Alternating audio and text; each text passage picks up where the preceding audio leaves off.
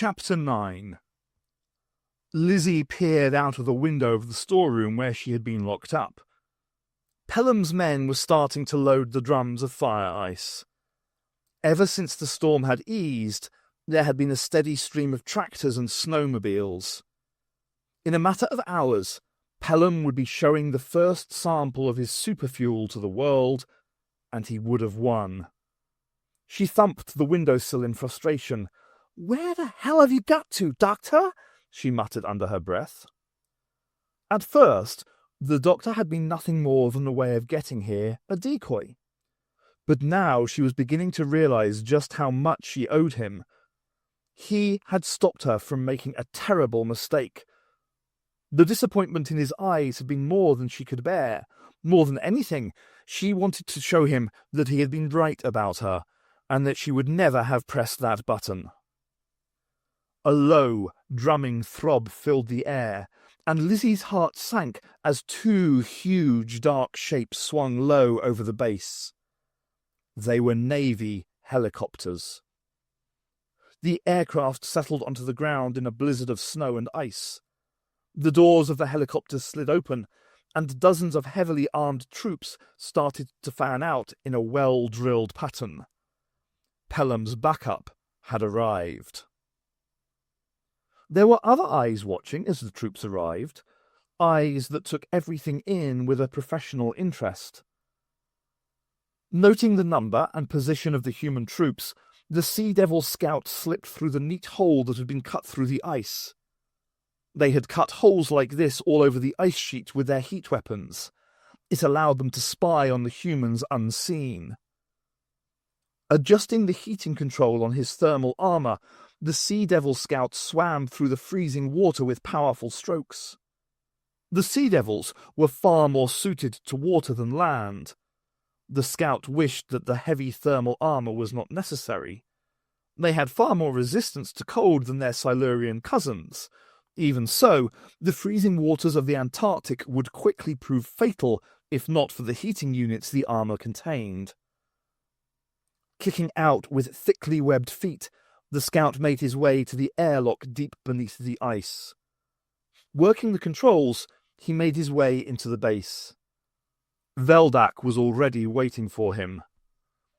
"What is your report?" hissed the general. "The humans have brought in troops as you suspected, General.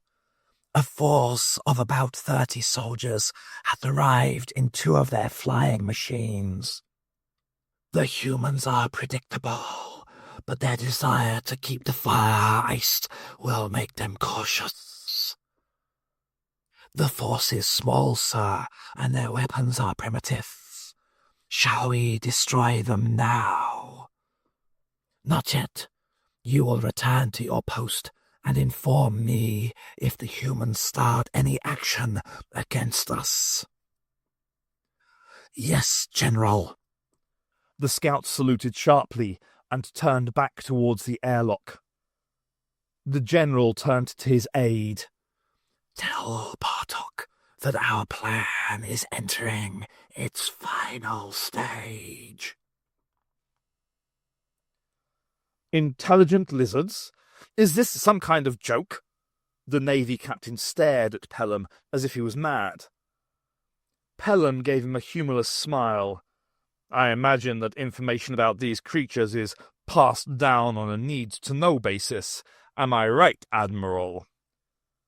Admiral Turner nodded. "The creatures exist, Captain.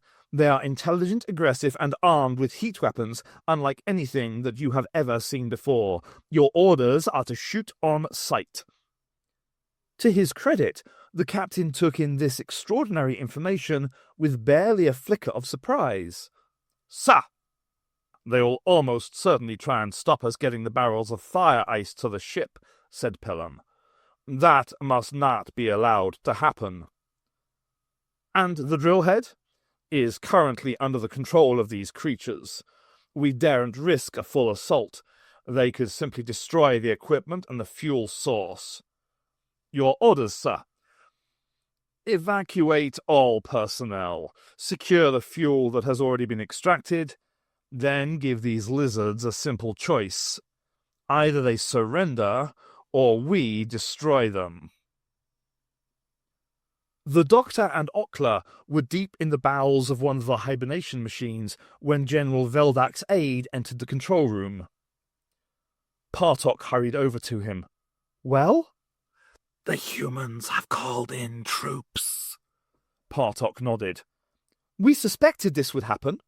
Does the General understand what he has to do? Yes, Partok. Good. The Doctor hurried over. I do hope that we're not going to do anything hasty. Troops tend to have guns and twitchy trigger fingers. We really don't want to do anything that would upset them.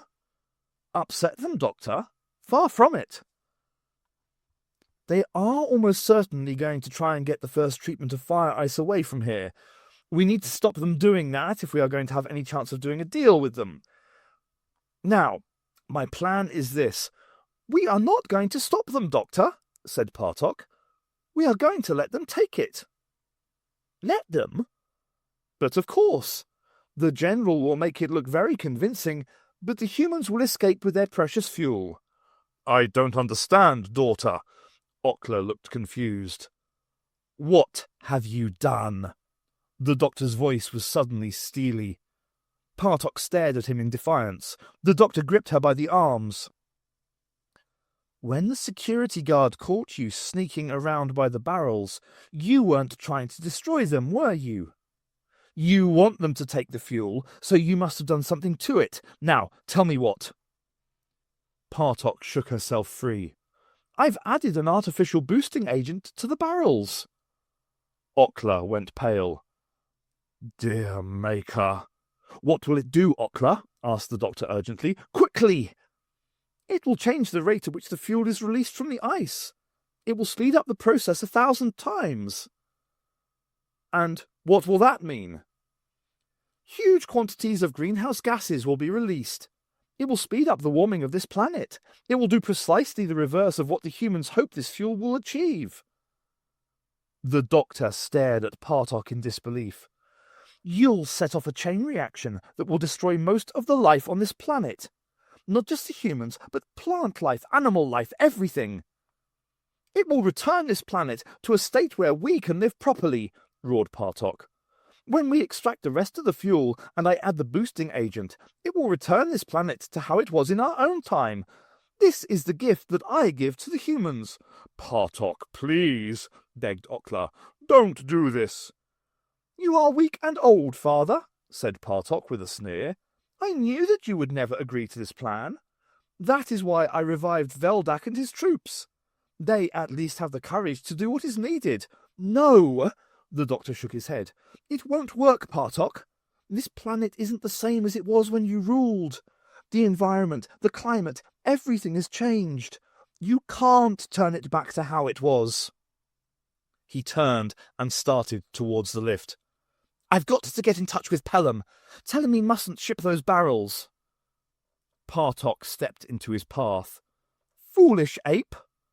Her tongue spat from her mouth, whiplashing onto the Doctor's neck. The effect of the venom was instant. The Doctor crashed to the floor.